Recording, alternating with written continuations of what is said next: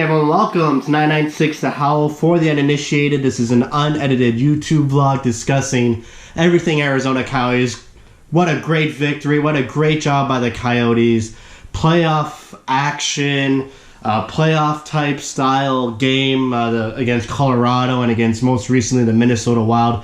Coming out on top with a huge victory. I mean, everything going right for this game against Minnesota. Kuemper once again on fire, bailing the Coyotes out when they got a little, when things got a little squirrely. A couple turnovers here and there.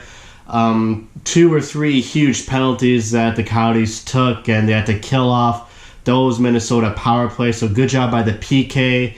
And they get some scoring. They got a goal in the first period and a goal in the second period and a goal and 2 in the third. So great to see the Coyotes get on the score sheet consistently through the game. They need to continue to do that. Simple goals too, you know, a point shot from Ekman Larsson, which we saw twice in the Colorado game, and then Galchenyuk tips it in.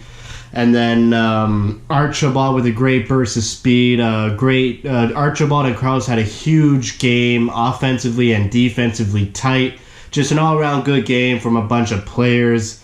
And it mattered. That was the biggest game of this season after that Colorado game where they couldn't really get those 2 points. They managed to get 1, but man, did they just show up against Minnesota and play a tight game. They score goals. They play straight Coyotes hockey. And great game for this sold-out crowd. And here we go. They're 1 point out with 3 games left. They got the struggling LA Kings Tuesday, which the Kings are probably looking for vengeance because I don't know if it was a year ago or 2 years ago, the Coyotes eliminated the LA Kings from playoff contention themselves. So LA probably looking to do the same against the Coyotes, and the Coyotes cannot take the Kings too lightly. I mean, they gotta look at how they played against Minnesota and just replicate that all throughout the game, and continue that into Vegas and then Winnipeg to close out the season Saturday. Like I mentioned earlier, Kuemper was just unbelievable, making incredible saves. Some of these saves are just like, your jaw just drops, and he's making them, all these saves, he's making them look so easy. And it's getting pretty routine from Darcy Kuemper to make these incredible athletic and desperate saves and keeping the Coyotes in it. The PK has been tremendous all season. I was skeptical until about the 40-game mark that the wheels would fall off on the PK, especially with all the injuries. But no, they were number 1 for half the season, and then they fell to the number 2 spot in the NHL, and then they're back on top as the number 1 penalty-killing team in the league. Just outstanding stuff. The one blemish on the Coyotes is a power play. They had a chance to put away the game 3-0. However, the power play was awful like always, even against the Colorado game. So many chances to score on the power play and to alleviate the pressure off themselves, but they just can't get it going. They can't get a good setup on the power play. They're just so scrambly. They can't enter the zone once they lose possession in the offensive zone. So, I mean, it's 3 games left. They're not going to find a miracle on the power play. So it is what it is. I guess they know they're probably not going to score on that power play. If they do, it's a bonus. So just continue working 5-on-5 like they're doing. 5-on-5, this team is like top 10 in the NHL. It's great. And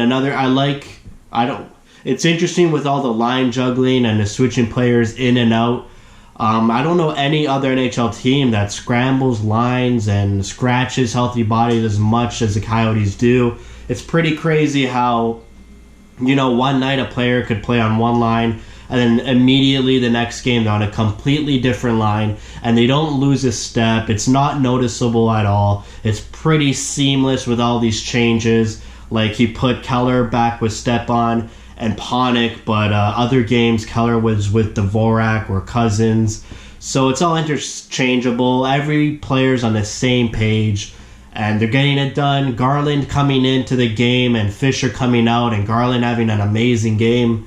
And then Kevin Connaughton, just a beast against Colorado and Minnesota. Great to see K-Con just not sulking and not being, too hard on himself that he was scratched for about 10 games. Just coming in, being that veteran and big body presence and just going to work. Osterley, I think, was probably the worst Coyotes on the team. He had a couple blatant turnovers. I would not be surprised to see Chychrun in instead of Osterley, so we'll see what happens Tuesday. But not to throw Osterley under the bus, just he was noticeably one of the poorer players against Minnesota. But like I said, playoff atmosphere type game, great crowd, great tight checking, high tempo game. It was a great entertainment to watch and to be a part of. And let's get it. 1 point back. Hopefully Colorado loses to St. Louis. They need that help from other teams now. Their destiny isn't in their own hands. So if they win Tuesday and then Colorado loses against St. Louis, which I think is Monday night, they're 1 point up in the playoffs, and that's it. That game didn't really matter at all against Colorado. They didn't get those 2 points. So they got to hope a little bit, but just continue going. I like where the team's at. I know the offense isn't there too much, but just continue this type of style 5-on-5, and they should close out the season pretty good. They got a couple two-headed monsters at the end of the week with Vegas and the Jets, so we'll see. It's going to be great games. 3 games left. Let's do this. That's it for me. Thank you for watching. Thank you for your support.